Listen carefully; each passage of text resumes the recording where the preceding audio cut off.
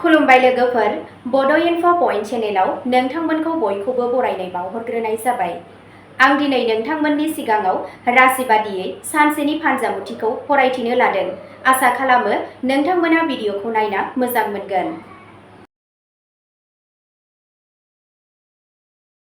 दिनै 23 नभेम्बर 2025 मायथाइ एबा 6 आघन दान 1432 मायथाइ रबिबार। गिबियावनो दङ मेष राशि। दिनै नोंथांनाव गोबां गोहो थागोन, नाथाय नोंथांनि आबेगफोरखौ दबथाय। खामानिया गोख्रैथि लागोन आरो नोंथाङा गोदान बिबानफोर मोननो हागौ। हरखाब खर्सा जानो हागौ, बेनिखायनो रांखान्थियारि सामलायनायनि गोनांथि जागोन। मोनसे फिसा बाथ्रानि थाखाय नखराव नारसिननाय जानो हागौ, नाथाय नोंथांनि गियानआ थासारिखौ सामलायगोन। गोजाम लोगोफोरजों रायज्लायनाया नोंथांनि गोसोखौ सुग्लायहोगोन। मोनाबिलिनि समा इसोरारि गोजोन होगोन।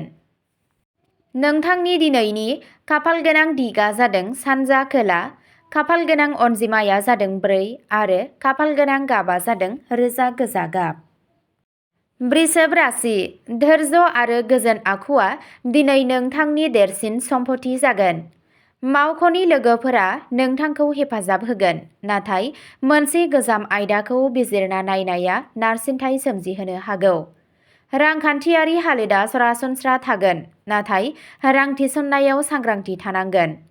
नखरनि आबहावाया गोजोनथाव लाबोगोन। गावनि जिउनि लोगोरिजों सम हगारनाया नोंथांखौ खुसि खालामगोन। नोंथाङा सावस्रियाव एसे मेंनाय मोनदांनो हागौ, बेनिखायनो जिरायनो थि खालाम। नोंथांनि दिनैनि खाफालगोनां दिगा जादों सा-सोनाब, खाफालगोनां अनजिमाया जादों 9 आरो खाफालगोनां गाबा जादों रेजें गोथां गाब। मिथुन राशि। दिनै नोंथांनि सानस्रिफोरा रोखा जागोन आरो नोंथांनि थिरांथा लानो हानाय गोहोआ गोख्रों जागोन। गोदान बिथांखिफोराव खामानि मावनायनि बेयो मोजां सम, नाथाय जायखिजाया गिदिर आगान लानायनिफ्राय गोजानाव था। लोगोफोरजों रायज्लायनाय समाव मोनसे फिसा गोरोन्थि बुजिलायनाय जानो हागौ, नाथाय थासारिया थाबैनो गोरलै जागोन। दावबायनाया मुलाम्फा गोनां जागोन, नाथाय मेंनाय सोमजिहोनो हागौ। रांखान्थियारि बिथिङाव सांग्रां था। मोनाबिलिया नखरनि सुबुंफोरजों गोजोनथाव जागोन। नोंथांनि दिनैनि खाफालगोनां दिगा जादों खोला, खाफालगोनां अनजिमाया जादों 7 आरो खाफालगोनां गाबा जादों फान्थाव गाब। कर्क राशि। गासै सानावनो गोसोआरि गोजौ गाहाय जानो हागौ। नखरनि सोद्रोमानि थाखाय साननाया नोंथांनि गोसोआव गोहोम खोख्लैनो हागौ। खामानियाव गोदान खाबुफोर फैगोन, नाथाय गोजाम फाइलफोर एबा मावथांखिफोरा लासै-लासै दावगानो हागौ। सोरनिबा बिबुंथिखौ गोसोआव दाला। गोजाम सावस्रिनि जेंनाया फिन नुजाफिननो हागौ, बेनिखायनो सांग्रां जानाया गोनां। मोनाबिलियाव गोसोआरि गोहोआ जौगागोन। नोंथांनि दिनैनि खाफालगोनां दिगा जादों सोनाब खोला, खाफालगोनां अनजिमाया जादों 3 आरो खाफालगोनां गाबा जादों रोजा निला गाब।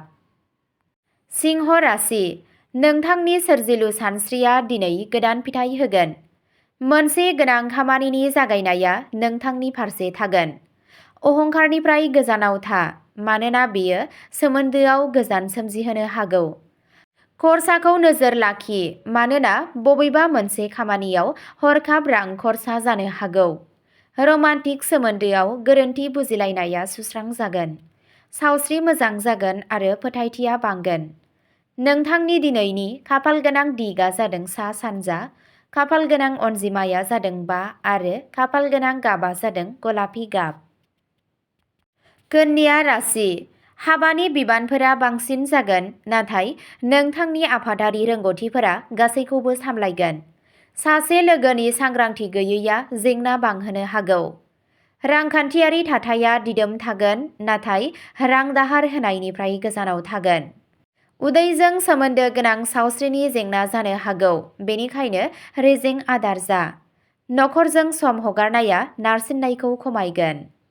नोंथांनि दिनैनि खाफालगोनां दिगा जादों खोला-सोनाब, खाफालगोनां अनजिमाया जादों 8 आरो खाफालगोनां गाबा जादों गुफुर गाब। तुला राशि। सोमोन्दोआव मोजां मोनलायनाय आरो बुजिलायनाय मोननैबो थागोन, नाथाय फिसा फिसौ बाथ्राफोराव नांज्लायनायबो जानो हागौ। नोंथांनि खामानिनि आबहावायाव समानथि लाखिनाया गोनांथि जागोन।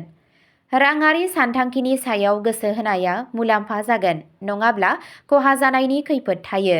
नोंथांनि गोसोखौ दिदोम लाखिनो थाखाय दिनै एसे सम ध्याननि थाखाय दिहुन।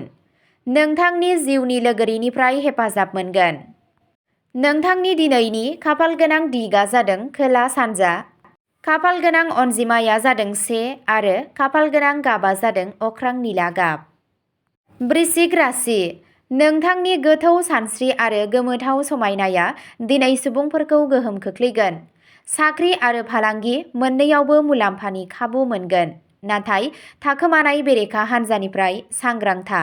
नेगेटिभ सुबुंफोरा नोंथांनि खामानियाव हेंथा होनो हागौ। राङारि मुलाम्फानि इसाराफोरा गोख्रों। सावस्रि सरासनस्रा थागोन आरो गोहोनि थाखोआ गोजौ थागोन। नोंथांनि दिनैनि खाफालगोनां दिगा जादों सा-सोनाब। खाफालगोनां अनजिमाया जादों 6 आरो खाफालगोनां गाबा जादों रोजा मुगा गाब। धनु राशि। दिनै नोंथांनि साननायफोरा मानसिफोरनि सायाव गोथौ गोहोम खोख्लैगोन। गोदान खाबुफोर फैगोन आरो खामानिया गोख्रैयै दावगागोन। गावनि बिबुंथिखौ दबथायनाया गोनां, मानोना सोरबा लोगोजों नांज्लायनायनि खाबु थायो। दावबायनाया मुलाम्फा गोनां जागोन, नाथाय मेंनाय सोमजिहोनो हागौ। रांखान्थियारि मुलाम्फाया गोख्रों थाबाय थानो हागौ। न'आव माबा मोनसे मोजां खौरां फैनायनि जाथावना दं। नोंथांनि दिनैनि खाफालगोनां दिगा जादों सोनाब। खाफालगोनां अनजिमाया जादों 2 आरो खाफालगोनां गाबा जादों रेजें गेरुवा गाब। मकर राशि। दिनै नोंथांनि नाजानाय आरो थिरांथा लानाया नोंथांखौ जाफुंसार होगोन। मावख'आव नोंथांनि खामानि मावनायनि आदबखौ बाख्नायनाय जागोन। माबेबा सोरखार एबा लेखा बिलाइयाव एसे गोबाव जानो हागौ। नोंथाङा नोंथांनि नखरनिफ्राय हेफाजाब मोनगोन आरो नखरनि आबहावाया गोजोन थागोन। नोंथाङा सावस्रियाव एसे लोरबांथि मोनदांनो हागौ। खरसानि समानथि लाखिनाया गोनांथार। नोंथांनि दिनैनि खाफालगोनां दिगा जादों साहा। खाफालगोनां अनजिमाया जादों 10 आरो खाफालगोनां गाबा जादों मुगा गाब।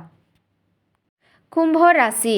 दिनै नोंथाङा गोदान खाबुखौ बरायगोन, नाथाय गोजोन गैयै गोसोआ जेंना सोमजिहोनो हागौ। हानजायारि हाबा मावनायाव जेंना जानो हागौ, नाथाय नोंथांनि मेलेमआ जेंनाफोरखौ सुस्रांगोन। रांखान्थियारि बिथिङाव सांग्रां जा। सासे गोजाम लोगोखौ लोगो हमज्लायनाया नोंथांनि गोसोआव गोजोननाय लाबोगोन। मोनाबिलि समाव नखरजों थांनाया मुलाम्फा जागोन। नोंथांनि दिनैनि खाफालगोनां दिगा जादों सानजा साहा। खाफालगोनां अनजिमाया जादों 11 आरो खाफालगोनां गाबा जादों निला गाब।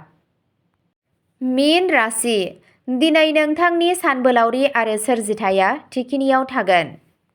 आरिमु, देंखो एबा लिरनायजों सोमोन्दो गोनां हाबाफारिफोरा नोंथांनो जर'खा मुलाम्फा होगोन। गुबुननि सायाव बांद्राय फोथायनाय दाखालाम, नङाब्ला निराश जानो हागौ। नोंथांनि रोंग'थिया खामानियाव जोंखांगोन आरो बैसोगोराफोरा नोंथांखौ हेफाजाब होगोन। खरसाया बांनो हागौ, बेनिखायनो सांग्रां जानाया गोनां। नाथाय ध्यान खालामनाया गोसोआरि गोजोन लाबोनायाव हेफाजाब होगोन। नोंथांनि दिनैनि खाफालगोनां दिगा जादों खोला। खाफालगोनां अनजिमाया जादों 3 आरो खाफालगोनां गाबा जादों मै गाब। अब्ला दिनैनि राशि फरायथिनाया एसेनोसै। गोजोन्थों।